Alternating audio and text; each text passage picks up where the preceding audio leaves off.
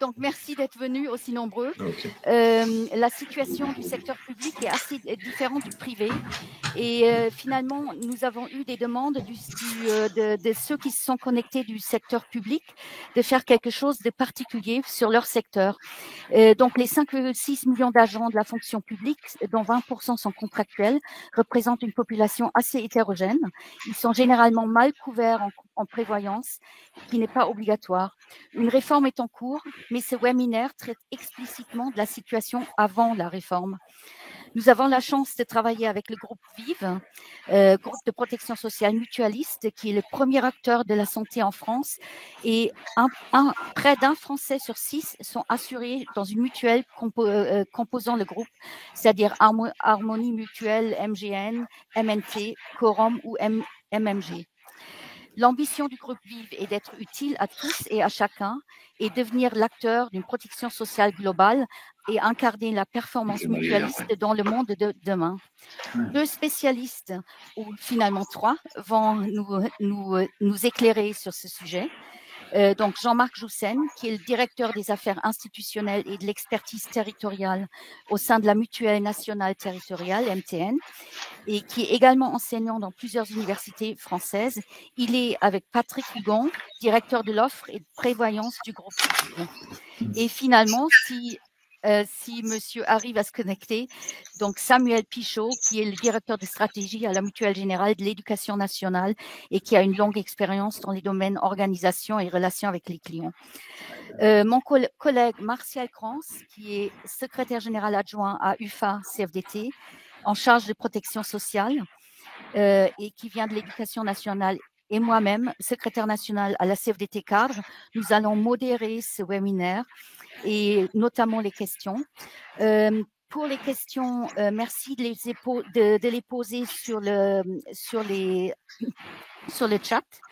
Nous avons 2 parties et finalement, on va avoir après chaque partie entre 5 et 10 minutes de questions. Pensez plutôt 5 minutes, donc il va falloir qu'on fasse éventuellement un petit tri. Vous nous en excuserez par avance. Et voilà, donc on peut commencer. La parole est à vous, messieurs.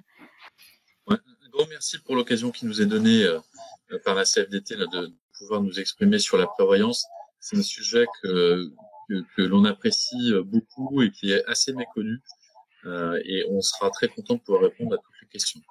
Alors, on a prévu vraiment une sensibilisation et on se focalisera sur les sujets de l'incapacité et de l'invalidité, mais bien sûr, après, d'autres possibilités seront ouvertes.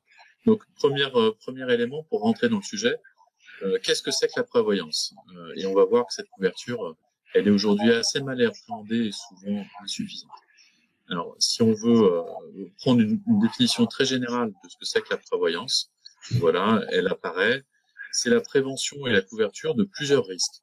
On connaît en général l'incapacité et l'invalidité. Ce sont les risques principaux qui sont couverts par la prévoyance, mais il faut savoir aussi que le décès fait partie des risques qui sont couverts, ainsi que d'autres risques qui peuvent porter à l'intégrité physique ou la maternité. Donc l'ensemble de ces risques et d'autres en fait peuvent faire partie d'une couverture qu'on appelle prévoyance dans un sens large. On aura l'occasion d'y revenir plus longuement. Comme je le disais, on va se focaliser là sur les sujets d'incapacité et d'invalidité. Souvent, on pense au sujet de la prévoyance comme étant complémentaire de la santé, et c'est le cas dans certaines offres de la fonction publique, des mutuelles de la fonction publique. On a un couplage entre santé et prévoyance. Alors, c'est une couverture qui est assez insuffisante en France, d'une manière générale. Quand on estime... alors, je sais pas, j'ai un petit écho. J'espère que vous, de votre côté, ça marche bien. Oui, je vois Jean-Marc qui hoche de la tête. Donc, quand on regarde tous les risques, finalement, qui ne sont pas couverts parce qu'il n'y a pas d'assurance qui est prise pour couvrir ces risques, on estime qu'il y a à peu près 12 milliards de ce qu'on appelle l'imprévoyance. L'imprévoyance, c'est finalement donc l'ensemble de risques qui pourraient être couverts par une assurance, mais qui ne sont pas couverts. Et de ce fait, ils sont pris en charge par les personnes qui sont concernées par ces risques. L'autre élément qu'il faut avoir à l'esprit, c'est que on est tous, à un moment ou à un autre, concernés par la prévoyance. Souvent, on se dit ça va être quelque chose qui va nous concerner plus tard. On est jeune et il n'y a pas de problème. En réalité, on peut tous avoir un accident dans le travail ou à l'extérieur. On peut tous avoir une perte de revenus. Et donc, ce qu'il faut bien voir, c'est que la prévoyance, c'est ce qui va venir compléter le revenu lorsque on n'a plus la capacité à travailler. À la différence de la maladie, de la couverture maladie, qui vient aider au remboursement des soins. Là, c'est vraiment l'impossibilité de travailler qui est couverte. Et quand on n'est pas remboursé sur un médicament, c'est déjà une somme parfois, mais quand on perd son revenu, c'est vraiment quelque chose qui peut nous mettre dans des situations catastrophiques. Alors, il y a d'autres formes de couverture dans la prévoyance qui peuvent aider à couvrir la perte d'autonomie, à couvrir une perte de revenus liée à un décès et encore d'autres formes. Donc, volontairement, je rentrerai pas dans ces sujets-là. Ce qu'il faut retenir peut-être en passant à la page suivante, c'est qu'il y a 3 niveaux. Niveau de couverture en prévoyance. La couverture que l'on nomme obligatoire, et pour la fonction publique, on parle de base statutaire. Cette couverture obligatoire, elle est assurée par l'employeur pour la fonction publique et par la sécurité sociale dans le privé.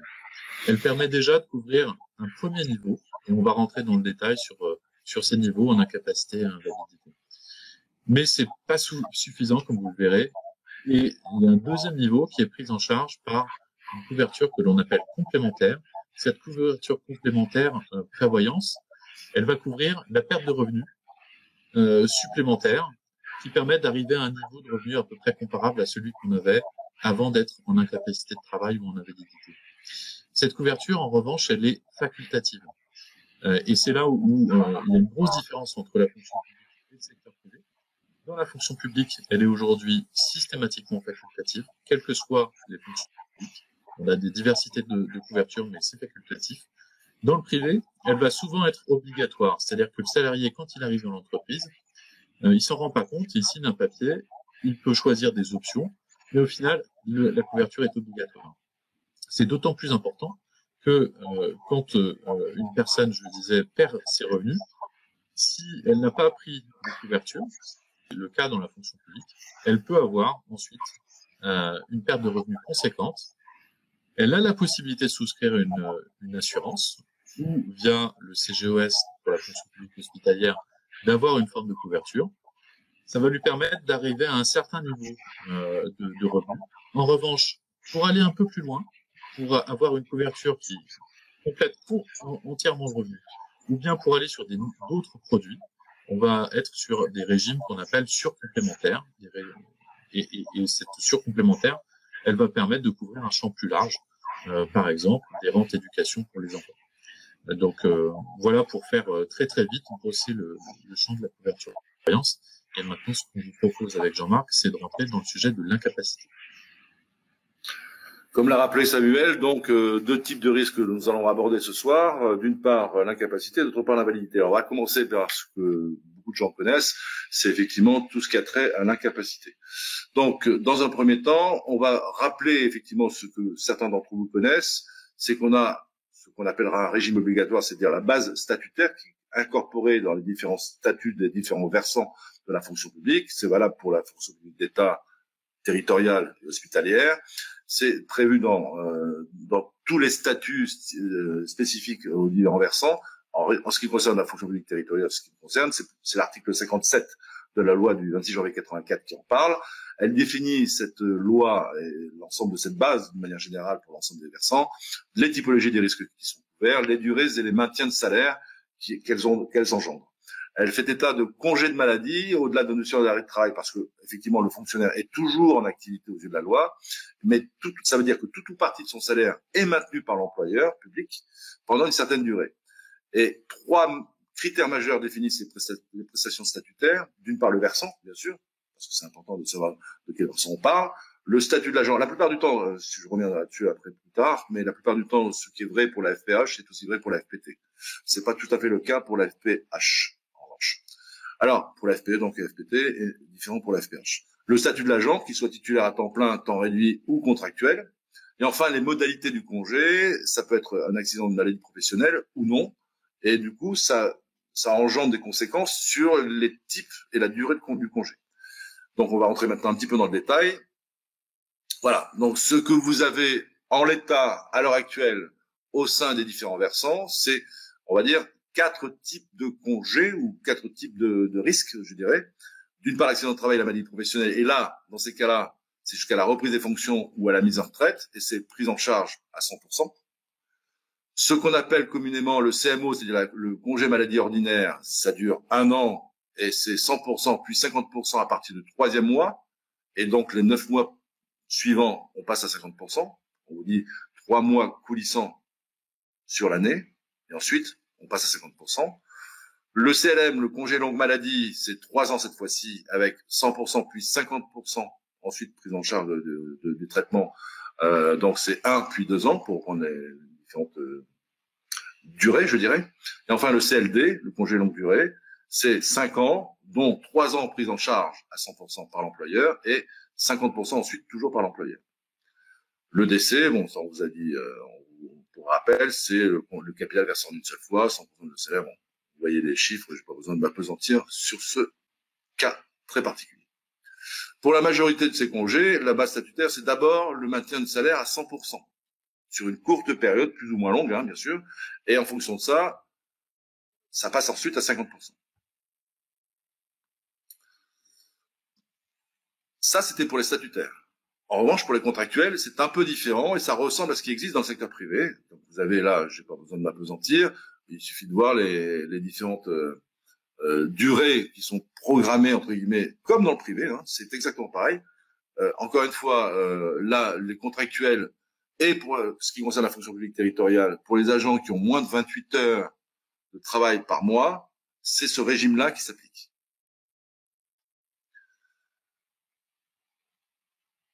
Je continue.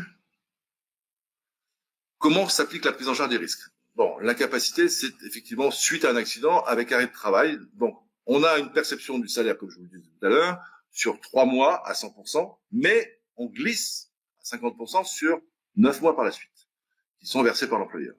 La durée maximale pour ce congé maladie, l'incapacité congé maladie ordinaire, c'est 1 an. Alors, bien évidemment, les causes des arrêts de travail, vous les connaissez, hein, puisque ça veut dire peut-être arriver. Les grippes, les gastroentérites, qui durent un peu, pas trop, mais un peu. Et donc là, effectivement, on entre dans ce cas de figure, qui est le congé de maladie ordinaire. Ça, c'est pour les agents titulaires. Hein. Souvenons-nous qu'effectivement, pour la majorité des cas, c'est-à-dire à peu près 80%, pour reprendre ce que disait tout à l'heure, on a à peu près 80% de statutaires, de fonctionnaires, et 20% de contractuels. Donc, pour la majorité, l'immense majorité des cas, c'est 100% du salaire, comme je le montre avec, si vous voyez, avec ma petite pointe, je dirais. Donc 100% du salaire pendant 3 mois, et on passe à 50% du salaire. Alors, c'est là, ce que disait tout à l'heure Samuel, c'est là qu'intervient un opérateur, quel qu'il soit, pour vous donner la possibilité d'abonder le salaire, la part du salaire qui n'est plus versée par l'employeur public. C'est à ce moment-là qu'effectivement interviennent les opérateurs.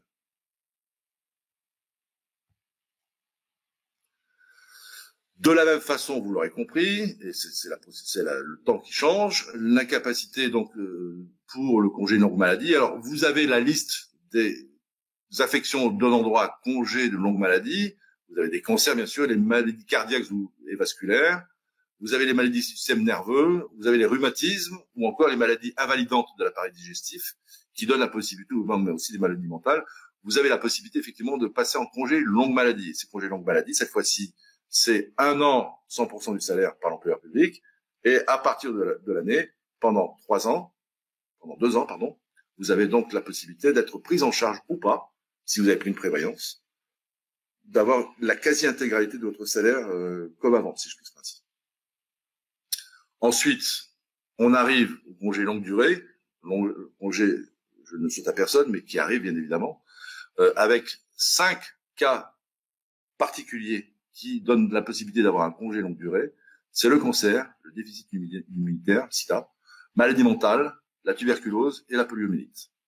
Ces cas-là, pour les agents titulaires, sont pris en charge à 100% par l'employeur pendant 3 ans, et 2 ans après, sont pris en charge à 50%, et là aussi, possibilité d'une prévoyance complémentaire. Je continue. Et là maintenant, il faut concrétiser ce qu'on vient de dire, parce que c'est vrai que c'est un peu théorique, et on a essayé de faire en sorte, avec Samuel, de vous proposer des exemples qui vous permettent de concrétiser ce que je viens de dire, ce que nous venons de dire d'ailleurs, parce que je n'étais pas le seul, bien sûr, pour expliquer. Donc là, vous avez effectivement un cas d'une agente FPE, un Solène, pacsée, sans enfants et professeur des écoles depuis 4 ans. Son salaire est de 2182 €, mais ce qui est valable encore une fois pour Solène est aussi valable pour Solène si elle avait un boulot dans la FPT, dans la fonction publique territoriale, pardonnez-moi. Son salaire mensuel donc est de 2182, primes et indemnités comprises. Elle est mise en congé maladie ordinaire durant 6 mois, suite à un accident en vélo. Ça arrive à tout le monde. Ou un accident de ski. Son salaire total est maintenu par l'employeur à hauteur de pendant 3 mois, donc soit 2182 mensuels, pas de perte. En revanche, au bout de 3 mois, ce maintien passe à 50% de la période, sur la période restante, soit 1102 € mensuels, perte de 50%. Si elle a pris une complémentaire prévoyance, ça veut dire quoi? Ça veut dire que la complémentaire va compléter son salaire à hauteur de 90%.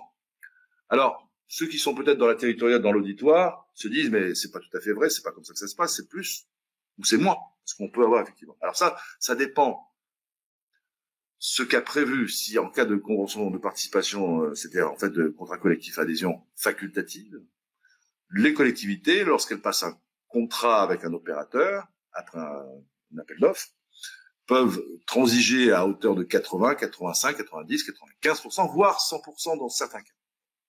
Donc, on a pris ce chiffre global de 90% pour faire une bonne moyenne. Ça veut dire en clair que, en effet, l'opérateur ne prendra pas 50%, c'est-à-dire les 50% qui restaient, mais globalement 40%, si vous voulez, sur la part restante, qui correspond en tout, au total, à 90% sur la période restante, soit un total de 1975 €. Donc, pour un complément de 873 mensuel, c'est une perte de 10%. Voilà. Autre exemple d'agent titulaire qui, effectivement, Ghislain, donc, qui est à 38 ans, qui est marié, qui a 3 enfants et qui est cadre de santé paramédicale depuis 12 ans. Son salaire mensuel est de 3638, prime et indemnité comprise. Il est mis en congé maladie ordinaire durant 6 mois suite à un accident de ski, jambe cassée. Son salaire, lui, est maintenu à 100% durant 3 mois, soit 3344 mensuels. Perte d'une partie des primes et indemnités. Et après 3 mois, ce maintien passe à 50% sur la période restante. C'est-à-dire qu'il a 1915 € mensuels. Le CGOS, dont on a parlé rapidement tout à l'heure, qui est un organisme qui existe pour la FPH. Le CGOS complète son salaire à hauteur de 95% durant 150 jours. Alors, c'est vraiment des règles un peu spécifiques, soit un total de 3553 € par mois. Donc, une perte de 5%. En relais du CGOS, la complémentaire peut amener à hauteur de 90 sur la période restante, soit un total de 3370 par mois, donc une perte de quelques 10%. Ça peut paraître abscon, parce qu'effectivement, c'est des calculs un peu compliqués, mais voilà, globalement, concrètement, ce que ça donne lorsqu'on a une perte de salaire, on peut avoir une perte de salaire. Il y a toujours une perte de salaire, y compris avec une complémentaire prévoyance, soyons très clairs. C'est très rare d'avoir effectivement une prise en charge des 50% restants par la complémentaire prévoyance.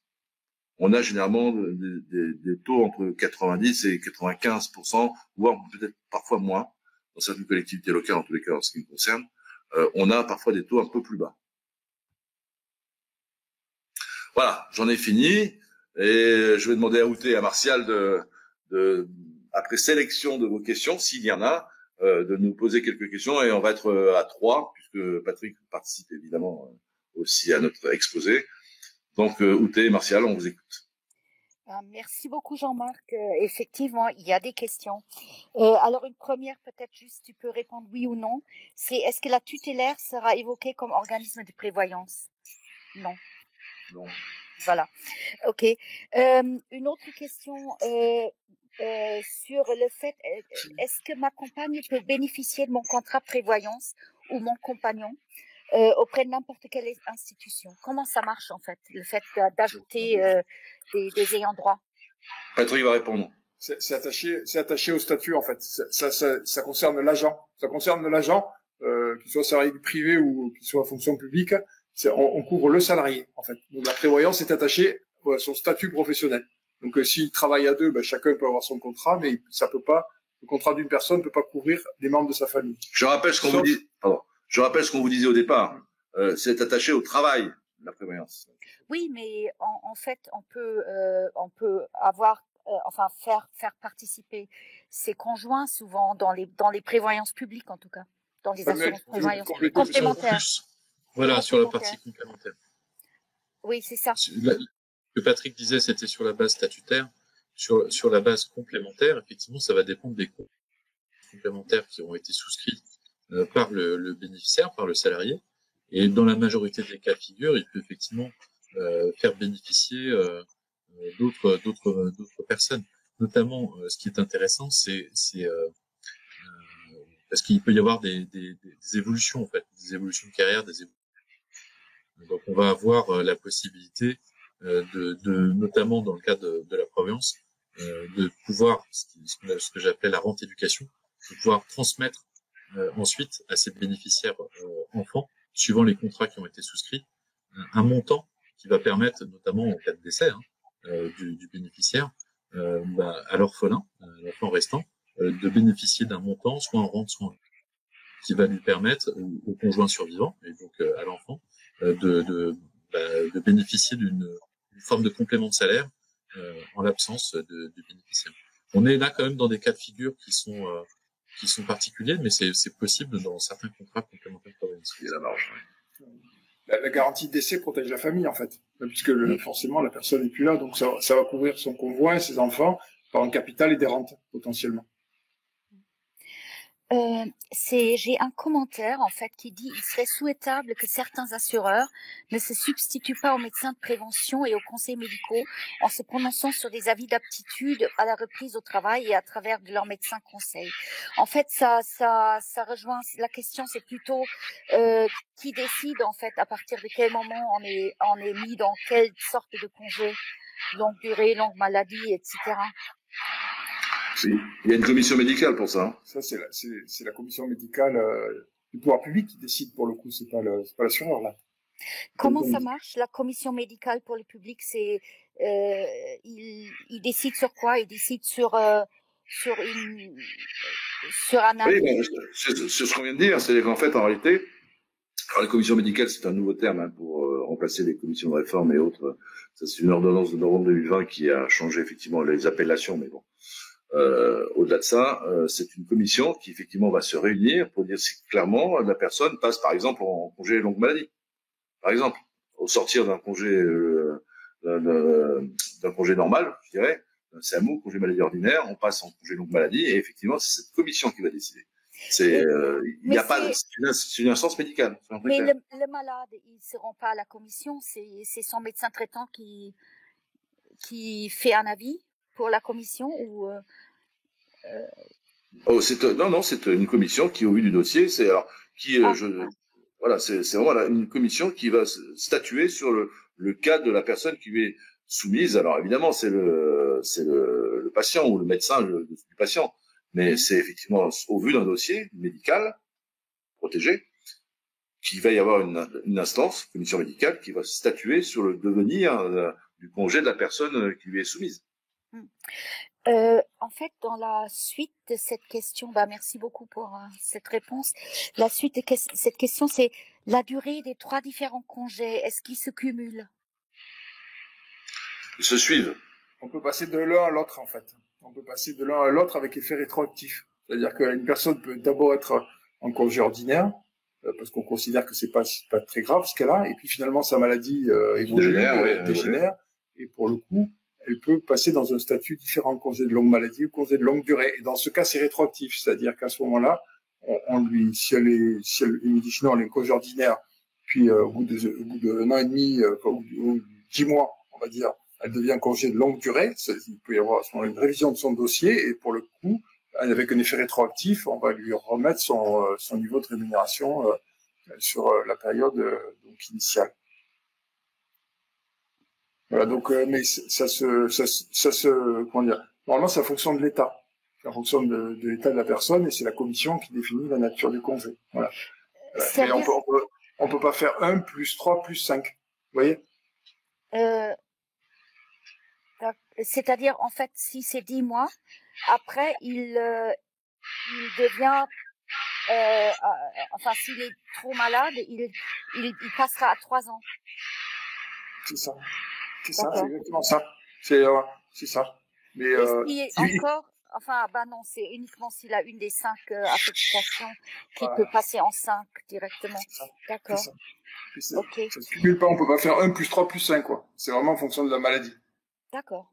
C'est soit 1, soit 3, soit 5. Mais on peut basculer de 1 à 3. C'est l'évolution du patient qui dicte le régime en réalité.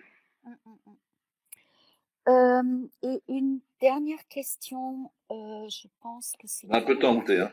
Une dernière question, c'est sur, en fait, j'ai la remarque, l'indemnisation, c'est sur le salaire brut, ça ne prend pas en compte les primes. Il me semble que ça peut être plus complexe que ça. Oui. Alors Samuel, peut-être pour la MGN, tu peux, et moi je parlerai de la FPT après. L'indemnisation, alors tout dépend de ce à quoi on se réfère. Il y a la base statutaire et puis la complémentaire. Donc dans la base statutaire, effectivement, qui ne sont pas prises en compte suivant les cas de figure. Donc on peut avoir une petite perte de revenus à ce moment-là. C'est surtout le cas en réalité au moment de l'invalidité, mais on va y venir après. Donc ensuite, au niveau de la complémentaire, tout dépend du contrat qui est souscrit. Hein. Ce sont des contrats qui sont souscrits, et c'est vraiment un des points d'attention. C'est-à-dire que en fonction des contrats qui va être souscrit, on va être plus ou moins bien remboursé, et notamment en fonction de la base de rémunération qui est prise en compte. Donc c'est tout à fait ça. Hein, c'est vraiment le point de vigilance à avoir, c'est que parfois on peut avoir des contrats prévoyance qui apparaissent avantageux parce que la cotisation apparaît moins forte qu'une autre, semble être les mêmes. On va avoir une même base un même pourcentage de remboursement, mais si le pourcentage de remboursement il est basé sur une assiette qui est plus faible, on va avoir au final un complément de revenu qui va être inférieur. Donc là, tout dépend des contrats. Effectivement, c'est vraiment le point de vigilance. Certains vont prendre en compte plus ou moins certaines indemnités, et d'où l'importance de bien connaître la fonction publique et toutes les formes de primes et d'indemnités, puisque ça correspond à 25% de la rémunération. Alors, tu as raison, Samuel, de dire que ça peut représenter 25%, mais dans la fonction publique territoriale, sur les cadres d'emploi, les primes sont plus ou moins importantes et peuvent représenter jusqu'à 50% de la rémunération globale. C'est pour ça qu'il faut faire extrêmement attention à ce que, alors, si c'est un contrat à titre individuel, effectivement, quelqu'un, je parle de la filière technique, hein, principalement, qui peut monter jusqu'à 50% pour certains cadres d'emploi de la filière technique, de 50% de primes de la rémunération. Ça veut dire, en clair, que si vous n'avez pas effectivement pris les primes sautent au moment, effectivement, de la prise en charge par l'opérateur la complémentaire, si vous voulez, prévoyance. Donc, vous avez tout intérêt, effectivement, si vous avez un contrat individuel, à prendre l'option prime. Alors, il y a une autre possibilité, c'est effectivement d'avoir des organisations syndicales qui sont très attentives lorsque, dans les collectivités locales, on élabore le cahier des charges pour lancer un appel d'offres, pour avoir ce qu'on appelle donc une convention de participation avec un opérateur. Et il faudra effectivement faire comprendre à la collectivité, aux décideurs, qu'il faut incorporer dans le cahier des charges le fait que, en cas d'incapacité, l'opérateur prend en charge non seulement le traitement, mais également une partie des primes, tout ou partie. Et ça se négocie entre l'opérateur, dans le cahier des charges. On va choisir celui qui couvre le plus de primes, en effet, parce que, encore une fois, pour reprendre ce que disait Samuel, la rémunération, c'est pas que le traitement. Pour certaines filières, en tous les cas dans la fonction publique territoriale, c'est super important de se préoccuper effectivement de la prise en charge des primes également. Merci beaucoup, on voit bien la complexité de la chose. Je vous redonne la parole pour la suite. C'est Samuel de prendre son tour. Si tu veux bien tourner le slide. Voilà, donc, je suis un peu visuel, excuse-moi. Oui. Comment ça s'excelle aussi sur différents cas. Donc le premier, on a vu l'incapacité. Vous avez vu l'incapacité finalement. Et là c'est bon, on y arrive. Merci. Donc vous avez vu que l'incapacité, elle se décline sur le congé de maladie ordinaire et le congé de maladie longue durée. Voilà. Donc on a trois cas de figure. On revient simplement sur un point puisque Jean-Marc vous a présenté le cas des agents titulaires. Pour le CMO, le congé de maladie ordinaire, qu'est-ce qui se passe pour les contractuels? C'est une question qu'on pourrait se poser. Donc là, on a une couverture qui finalement est aussi assez intéressante. Comme vous pouvez le voir, on a pris le cas de Laure, qui a 28 ans, elle est professeure des écoles, elle a un contrat déjà depuis 1 an. Donc c'est un cas qui est assez fréquent dans l'éducation nationale. Et son salaire va être autour de 2180 € avec prime et indemnité. Elle est mise en congé maladie ordinaire, ça dure 90 jours. Peut-être un Covid persistant, je ne sais pas. Comment elle va être couverte? Donc d'abord sur la base statutaire, elle est couverte à 100% durant 30 jours. Donc ça c'est la bonne nouvelle, mais 30 jours c'est pas très long. Et donc son congé là c'est 90 jours. Donc, qu'est-ce qui se passe après? Après les 30 jours, elle passe à 50%.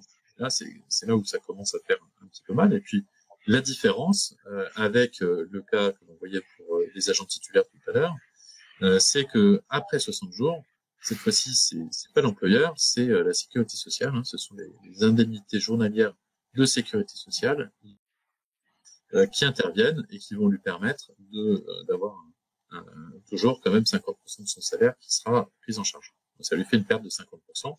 Si elle a souscrit à un contrat de prévoyance complémentaire, et là on a mis quelque chose un peu un cas moyen, en fonction du type de contrat ça peut changer, elle va être couverte en moyenne autour de 90% sur la période restante, donc de 60 à 90 jours, ce qui va l'amener à 1964 €. Et comme le disait Jean-Marc tout à l'heure, il y a quasiment toujours une perte dans les contrats, donc là on serait sur une perte d'environ 10%. Vous voyez que c'est mineur. Si elle a pris une prévoyance complémentaire dans la moyenne du marché, si c'était pas le cas, elle se retrouve quand même avec 1 mois amputé de 50% de qu'est-ce que je dis déjà depuis le départ, quasiment 30 jours, voilà. Après les 30 jours, elle se retrouve amputée quand même de 50%. Ça fait finalement 2 mois de salaire à 50% si elle n'a pas pris le complémentaire. Voilà pour le premier cas de figure. On en a rajouté un autre. Attends, je vais rajouter tout. C'est bon. C'est ce que tu viens de dire. Voilà, non, encore un slide avant. Un autre exemple. Cette fois-ci, c'est le congé de grave maladie.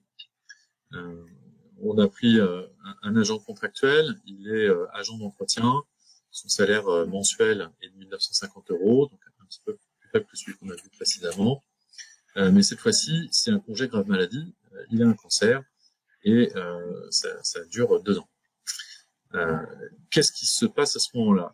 La base statutaire, comme c'est un congé grave maladie, le niveau de couverture est pas le même. Donc, heureusement pour lui, il est pris en charge à 100% pendant 1 an. Mais après 1 an, c'est là où sa couverture statutaire diminue. Et vous voyez que c'est quand même assez brutal. On passe de 100% à 50%. Donc, faut imaginer la personne, on parle beaucoup de chiffres, mais faut imaginer la personne dans sa situation. Il a une famille, il a 2 enfants, et tout d'un coup, la famille perd 50% de son revenu si son conjoint ne travaille pas. Sinon, ça fait quand même 25% du revenu en moins. Donc, ça peut entraîner des conditions très difficiles après pour la famille.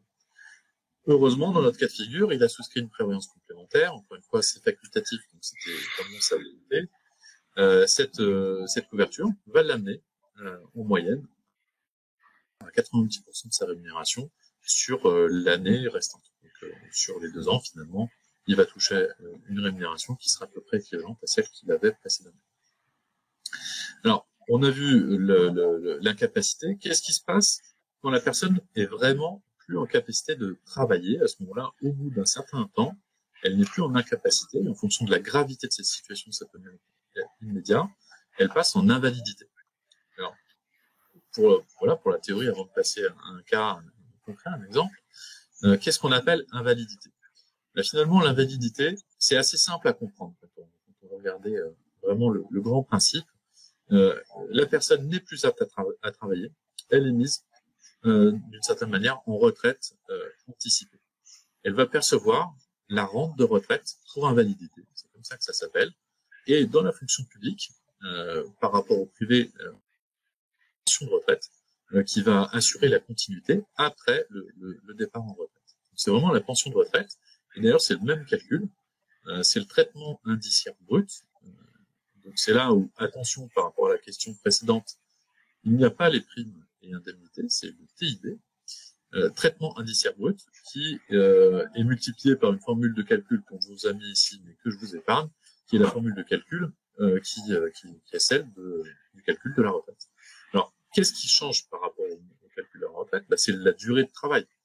Suivant la durée dont la personne aura travaillé, elle va avoir une pension qui va être plus ou moins importante. Donc c'est là où il faut vraiment prendre en compte cet élément-là, c'est que une fois l'invalidité, elle peut arriver à tout moment, à toute personne. Hein. C'est pas, on passe pas par incapacité, 3 mois, 6 mois et puis 9 mois. Non, on peut avoir un accident qui nous amène à être invalide et ne plus pouvoir travailler. Donc quand on est en invalidité, à ce moment-là, s'applique cette règle de calcul de la pension pour retraite. Et vous voyez que suivant les cas, dans notre cas, on prend les agents titulaires sur cette page-là, on va avoir une continuité de cette pension. Pour les agents non titulaires, c'est un petit peu différent. Si on veut passer peut-être au slide suivant. Oui, ça arrive. Il me semble un exemple sinon je vous en parle aussi. Bon, on est resté sur les agents titulaires, mais je vous dirai un mot des contractuels. Donc sur les agents titulaires, pour vous donner quelques exemples de montants. Qu'est-ce que ça donne? Donc, on prend Claude, 51 ans, le même, quasiment. Il est agent d'entretien, cette fois-ci, c'est la fonction publique territoriale, il travaille en mairie. Ça fait 20 ans. Ça fait déjà un petit moment quand même. Il a cumulé un droit à la retraite qui est déjà conséquent par rapport à quelqu'un qui aurait travaillé que depuis 1 an ou 3 ans. Son salaire est de 2 000 €. Il est mis en retraite, il a un accident de moto. Qu'est-ce qui se passe? La base statutaire, elle, va couvrir à hauteur de 60% de son salaire, parce que c'est une invalidité très importante, il peut vraiment plus travailler. Donc, il va être couvert 1046 € par mois. Donc, il passe quand même soudainement, il faut imaginer, et c'est des cas qui arrivent régulièrement. Malheureusement, il perd la moitié de son salaire du jour au lendemain. En l'occurrence, il n'était pas chargé de famille, mais on aurait pu imaginer qu'il soit aussi chargé de famille. La prévoyance complémentaire, toujours s'il a souscrit un contrat, à ce moment-là, il va avoir un complément de cette rente qui va être d'environ 95% de son salaire, et vous voyez que ça l'amène à 1752 €. Il perd quand même, mais sa perte est minorée par rapport à l'absence de couverture. Suivant les contrats, là aussi c'est une question qu'on peut se poser, suivant les contrats, on va avoir plus ou moins de continuité après la retraite. Attention, on est là sur pendant la période d'activité en général. Donc encore une fois, suivant les contrats. Pour les contractuels, c'est le principe est à peu près le même. La différence, c'est quoi? C'est que on va avoir une durée de travail qui va être en général moins longue. Et du coup, des droits qui vont être différents, qui vont être plus faibles. C'est la première différence.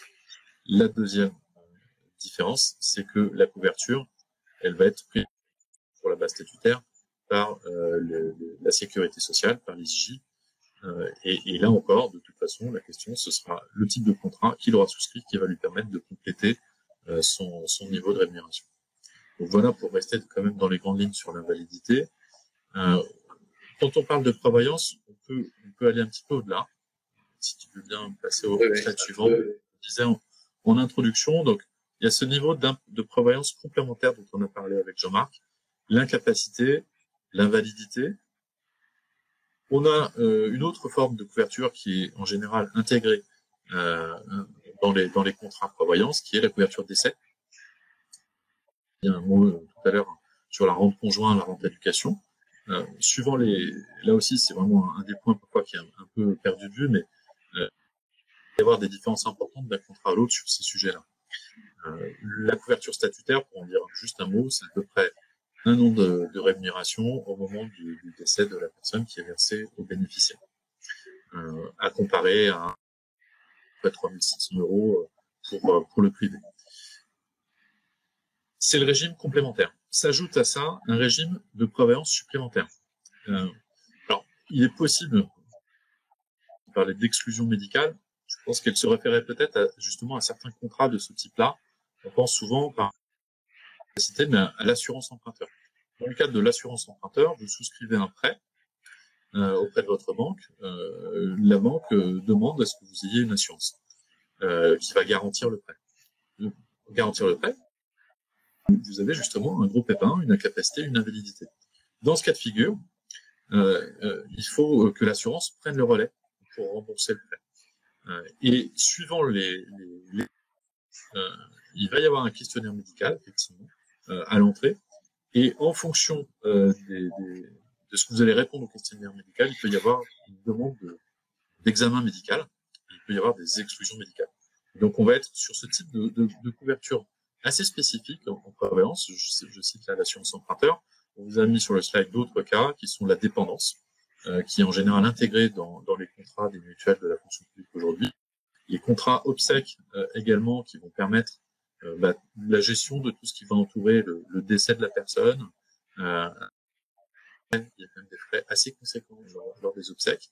Et puis, il y a d'autres formes encore de prévoyance, et je ne rentrerai pas dans tous les détails, notamment, pour certains d'entre vous connaissez peut-être, la garantie contre les accidents de la vie, qui est une garantie proposée par différentes structures d'assurance.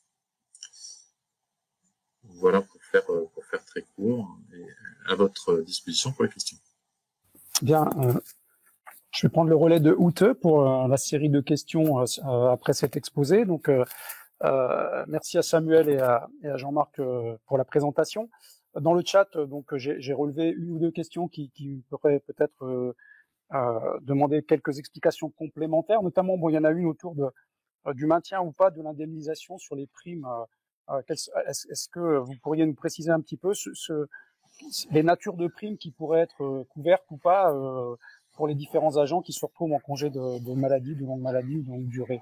Voilà, parce qu'il y a les salaires sans prime, les salaires avec prime. Voilà. Donc, est-ce qu'il y a pour vous dans votre approche des cas précis qui permettent de prendre en compte une partie des primes ou la totalité des primes? C'est une des questions qui est posée dans le chat. Patrick, tu veux peut-être répondre à ça? Moi, je dirais pour faire simple, les primes qui sont exclues, ce sont les primes liées à la présence, parce que la personne n'est plus là. Les indemnités. Il y a les primes et les indemnités, en fait. Hein. Donc, dans la catégorie des indemnités, c'est lié à la pénibilité, à l'activité de nuit, au fait qu'on est loin de son domicile. Et ces primes-là, qui sont liées à l'activité, en règle générale, elles sont toujours exclues. Donc voilà, ça c'est vraiment une caractéristique générale parce que c'est vraiment j'ai cette prime là parce que je travaille avec une certaine pénibilité. Donc si je suis arrêté, on me la verse plus. Donc après pour les primes, c'est un peu ça dépend des versants de la fonction publique, c'est pas toujours identique, c'est assez bien maintenu dans la fonction publique d'État. Donc suivant les règles qui ont été définies tout à l'heure, hein, c'est-à-dire que si c'est 100%, c'est 100%, si c'est 50%, c'est 50%. C'est moins bien couvert donc dans la fonction publique territoriale, et surtout c'est très spécifique puisque c'est chaque collectivité territoriale qui décide par délibération de ce qu'elle veut accorder à ses agents. Donc c'est vraiment la protection sociale de la collectivité. Donc il peut y avoir des dizaines de cas différents. Et pour la fonction publique hospitalière, il y a une partie des primes qui n'est pas maintenue. Voilà. Sachant qu'eux, ils ont le COS qui intervient pour faire un complément qui va un peu plus que le statutaire. Ce qu'on évoquait tout à l'heure sur le fait que ils ont quand même le comité des œuvres sociales qui leur donne un petit peu plus que le régime statutaire de la fonction publique. Alors, je tiens aussi à rappeler pour la fonction publique territoriale, alors, encore une fois, pour ceux qui savent, il y a deux types de procédures. Soit il y a le lancement d'un appel d'offres de la part de la collectivité, et auquel cas, effectivement, ça se négocie entre la collectivité. Donc, le cahier des charges qui est élaboré par la collectivité va dire si ou non elle prend en charge certains types de primes, toutes les primes ou pas, dans la possibilité de prendre en charge des primes, bien sûr, pour comprendre ce que vient de dire Patrick. Néanmoins, s'il n'y a pas de convention de participation, c'est-à-dire qu'en fait, il y a ce qu'on appelle la procédure de labellisation en prévoyance. Dans ces cas-là, c'est à vous de prendre effectivement une possibilité, une option qui vous est offerte par l'opérateur que vous aurez choisi, de prendre en charge les primes. Et évidemment, du coup, votre cotisation sera plus importante, bien évidemment. Ouais.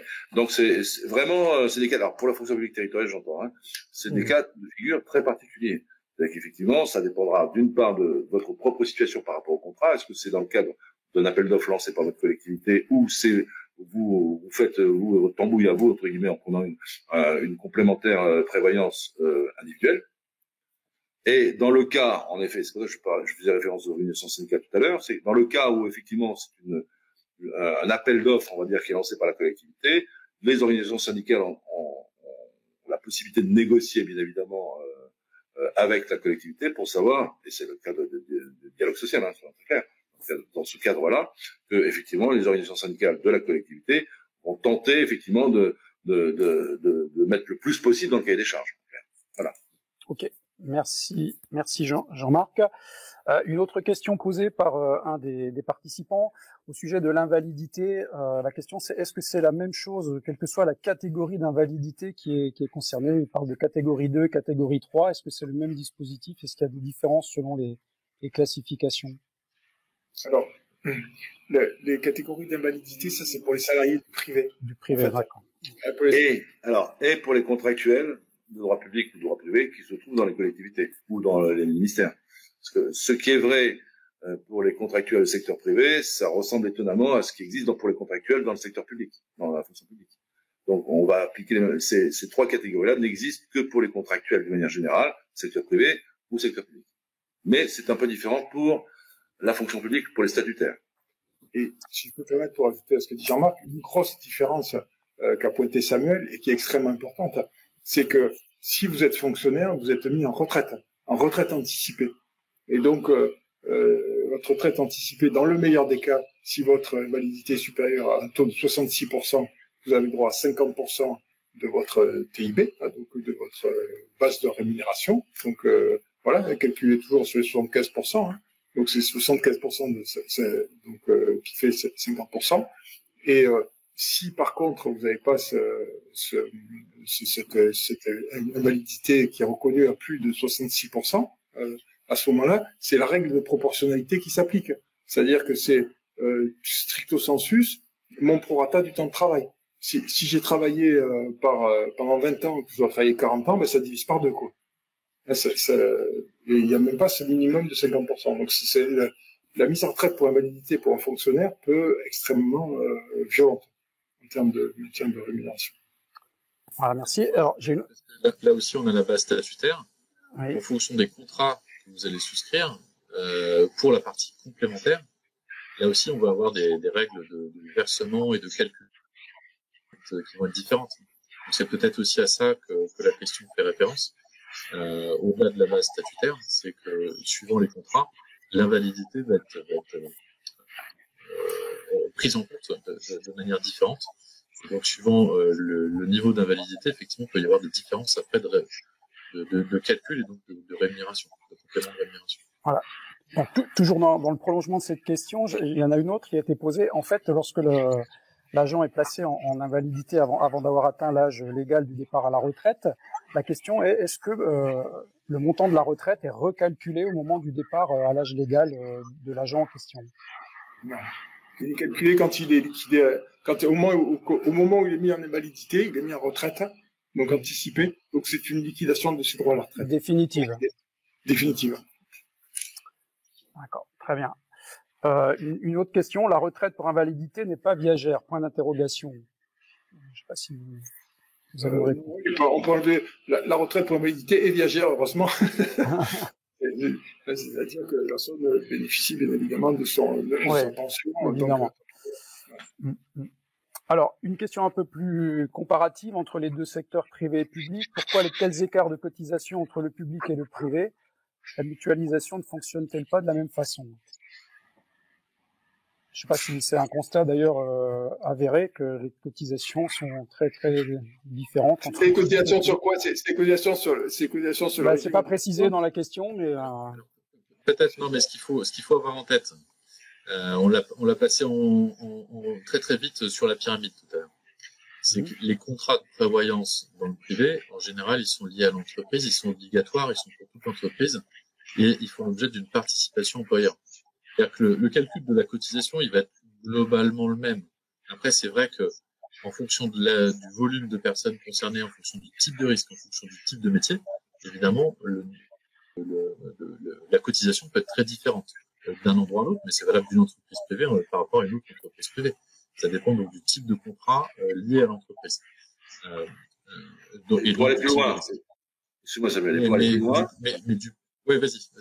Non, c'est juste pour préciser effectivement ce que tu es en train de dire, c'est que vous savez très bien que vous avez peut-être une convention collective ou un accord de branche, voire une décision unilatérale de l'employeur, qui dit très clairement, moi je veux une prévoyance dans mon entreprise ou dans la branche ou par la convention collective, et du coup il y a effectivement une obligation pour l'agent de cotiser. Ce qui n'a jamais été le cas, et ce qui n'est pour l'instant pas le cas en ce qui concerne la fonction publique. Il faut jamais l'oublier ça. C'est-à-dire que, je vais le prendre d'une manière très simple. Lorsque la MNT, par exemple, a un contrat avec une collectivité en matière de prévoyance, ça veut dire que on n'arrête pas de faire des réunions d'information pour que les agents viennent sur le contrat. Mais il n'y a aucune obligation pour les agents de venir sur ce contrat. Donc vous comprendrez bien que le taux de mutualisation dépend des efforts que et la collectivité et l'opérateur conjointement vont faire à destination des agents de la collectivité. C'est moins le problème dans une entreprise qui, par convention collective ou par accord de branche, prend une prévoyance. Ça veut dire que tous les salariés de la boutique, enfin de la boîte, vont prendre cette prévoyance. C'est une sacrée différence. Et du coup, une cotisation qui est calculée au plus juste. C'est-à-dire qu'effectivement, nous, on fait le pari que, par exemple, je sais pas, je vais dire une bêtise, mais si on a 200 agents dans une collectivité locale, on se dit qu'avec les efforts qu'on fait en termes de communication pour que les gens viennent, ça veut dire qu'on va avoir une centaine de personnes qui vont venir sur les 200, dans le meilleur des cas, parce que c'est vraiment pas ça, normalement, les taux de moyens, c'est entre 30 et 40%. Ça veut dire quoi? Ça veut dire qu'effectivement, la cotisation que l'on va calculer, nous, en tant qu'opérateurs, tiendra compte de notre idée qu'on va avoir 40 à 50%.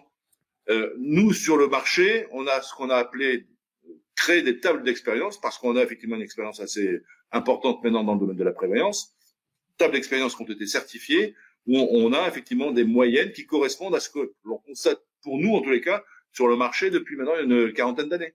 Vous voyez ? Et c'est ces tables d'expérience qui nous font dire, bah écoutez, vous avez un taux de sinistralité, je sais pas, de 10% dans votre collectivité locale. Nous, on peut vous assurer peut-être un taux de pénétration de quelques 40 à 50%. Ben voilà ce que sera la cotisation pour vos agents. Et sur la base de tables, encore une fois, certifiées par des actuaires. Hein. On est les seuls sur le marché en matière de collectivité locale à avoir pris ce principe qui consiste à dire très clairement, on pense que nos tables sont des tables intéressantes. Et on voudrait effectivement les faire certifier par des actuaires qui nous disent si oui ou non on a raison de penser que c'est de bonnes tables qui nous permettent des calculs de risque, ouais, comme tout opérateur, assurantiel. Et on est les seuls encore une fois sur le marché de la territoriale à faire ça. Voilà, tout explique les écarts entre le secteur privé et le secteur public. J'ai une dernière question à vous poser. La participation employeur, c'est ça qui fait la grosse différence à la fin. Quand on a 10, 20, 30 ou 50% de participation employeur, dans le privé, c'est souvent au moins ça, et que dans la fonction publique, on a une participation qui est très faible, évidemment, le résultat est pas le même. C'est le sujet actuel des échanges que nous avons avec les pouvoirs publics. J'ai une dernière question entre retraite pour invalidité et application de la décote par rapport à un nombre de trimestres manquants. Donc on suppose que quelqu'un qui part avec 20 ou 25 ans de carrière pourrait subir une décote extraordinaire, enfin elle est plafonnée, mais donc comment ça fonctionne l'histoire de la décote par rapport à une mise en retraite pour invalidité? C'est le même principe en fait. C'est-à-dire que on considère que son temps de travail par rapport au temps total qu'il aurait à travailler, on proratise en fait. S'il a travaillé 30 ans au lieu de 40 ans, on prend un prorata de 30/40e. Donc c'est vraiment en fait le système il est vraiment là, c'est-à-dire qu'on calcule comme s'il avait droit à sa retraite. Sa retraite, on prend son traitement indiciaire multiplié par 75%, ça c'est sa retraite. Et puis après, on le corrige du coefficient de son temps de travail effectif par rapport à la durée totale. Il doit travailler, pour faire simple, il doit travailler 40 ans, il a travaillé 20 ans, il n'aura que 50%. C'est la décote retraite, on peut appeler la décote retraite. C'est vraiment, on prend en compte le temps de travail effectué par rapport au temps de travail total qu'il aurait dû faire pour avoir une retraite à taux plein. Ça va clair? Oui, ça c'est. Enfin, j'espère que c'est clair pour les auditeurs, les participants. Peut-être pour un point, c'est parce qu'il y a la retraite liée à l'invalidité, donc la période dans laquelle on est invalide, et après il y a le passage à la retraite. Donc il y a peut-être cette question-là derrière, c'est qu'effectivement quand on passe la retraite, elle est calculée au final sur le nombre de trimestres qui ont été travaillés. Donc on peut avoir une sanction supplémentaire, d'une certaine façon, une décote complémentaire au moment du passage à la retraite. On peut s'appliquer encore une décote supplémentaire liée au fait qu'on a moins travaillé tout simplement. Mais c'est pas le cas de ce qu'on a appelé la pension de retraite pour invalidité. Pendant qu'on est actif, c'est la règle que Patrick a Merci beaucoup Martial pour toutes ces questions. Merci à vous d'ailleurs pour toutes ces questions. Je repasse la parole à Martial parce qu'il va dire justement 3 mots sur la réforme à venir, ou plutôt les négociations en cours. Mais c'était vraiment pas objectivement, c'était pas l'objet de notre webinaire de parler de la réforme parce que justement elle est encore en cours. Oui, merci Ute. Donc oui, pour apporter une note un peu plus d'actualité à ce webinaire et pour tracer éventuellement des perspectives futures, je vais juste, au nom de la CFDT Fonction publique, vous faire part de quelques éléments actuels. Donc après la présentation sur l'état au jour d'aujourd'hui de la prévoyance dans la fonction publique, évidemment des évolutions sont en cours, sont prévues, sont actées ou à venir dans le domaine de la protection sociale complémentaire, et cela date évidemment de la publication de la loi de transformation de la fonction publique en 2019. Il y a eu une ordonnance prévue par cette loi de transformation de la fonction publique qui a été publiée au mois de février 2021, qui a posé le principe très fort dans les fonctions publiques de la participation financière des employeurs à la protection sociale complémentaire des agents, et ce sur les 3 versants de la fonction publique, au plus tard le 1er janvier 2026. Pour certains versants, ce sera plus tôt. Si vous avez un peu suivi l'actualité, vous avez pu constater qu'un accord unanime venait d'être signé sur le versant État entre les organisations syndicales et le ministère de la Transformation et de la Fonction publique sur la complémentaire santé, avec un effet au 1er janvier 2024. Donc donc vous dire aussi qu'un décret paraîtra prochainement pour les versants de la territoriale, qui ouvrira la porte à des négociations également sur ces éléments de complémentaire santé en prévoyance avec les employeurs locaux, qui sont beaucoup plus nombreux que ceux de l'État. Donc, des négociations vont s'ouvrir également sur le 3e versant, qui est celui de l'hospitalière. On en a évoqué un peu les caractéristiques tout à l'heure, qui sont un peu plus compliquées et différentes que les 2 autres. Concernant la prévoyance, sur l'objet de ce webinaire du jour, c'était avant la réforme. Alors maintenant, on est dans une nouvelle phase de négociation qui va débuter dans la fonction publique de l'État, avec un double objectif, l'objectif d'améliorer les garanties statutaires. Donc on a fait l'exposé pendant ce webinaire. Donc quelles garanties statutaires on pourrait essayer d'améliorer autour des congés de maladie ordinaire, congés de longue maladie, congés de longue durée, invalidité, incapacité. Ce sera tout l'enjeu de nos échanges et de nos négociations avec les pouvoirs publics. Et de renforcer évidemment la prise en charge de la prévoyance complémentaire par les organismes et les opérateurs. Évidemment, pour nous, à la CFDT Fonction publique, l'objectif, c'est d'obtenir également sur cette partie prévoyance une participation financière de l'employeur. Ça a été souligné tout à l'heure comme un des leviers essentiels pour garantir une bonne couverture de tous les agents. Et dans la territoriale, petite différence, puisque la prévoyance est déjà prévue par l'ordonnance à hauteur de 20% d'un montant de référence. Donc nous allons nous mobiliser avec les fédérations de la CFDT pour obtenir que dans les 3 versants, les meilleures conditions possibles soient réservées aux agents publics. Toute l'architecture de la protection sociale complémentaire qui est en chantier depuis la parution de cette ordonnance est en train d'être revue, d'être modifiée, et nous travaillons évidemment dans le sens d'une amélioration de la prise en charge et d'une participation effectivement, je peux le dire comme ça, des employeurs publics à cette dimension incontournable de l'agent public au travail. Voilà. Donc les nouvelles dispositions sur la prévoyance vont être prises dans les prochains mois. On pourra éventuellement vous proposer une nouvelle réunion, un nouveau webinaire pour en discuter. Donc, ce serait intéressant de de refaire un point pour voir les évolutions qui ont été actées ou pas. Et donc, on peut vous donner peut-être rendez-vous à l'automne ou un peu plus tard pour une nouvelle séance. Merci à vous. Merci à vous, messieurs. Merci à Écrance, Patrick Hugon, Samuel Pichot, Jean-Marc Doussen. Merci beaucoup pour ces éclairages. Et merci beaucoup à tous les participants d'avoir participé aussi activement. Et grâce à vos questions, on a pu approfondir certaines choses, certainement pas assez. On pourra éventuellement aussi aller plus à l'avant sur certains points précis dans le futur, éventuellement en même temps que de parler de la réforme. Voilà. Donc merci à tous et j'espère à bientôt dans la troisième partie ou quatrième partie de l'année. Voilà. Au revoir. Au revoir.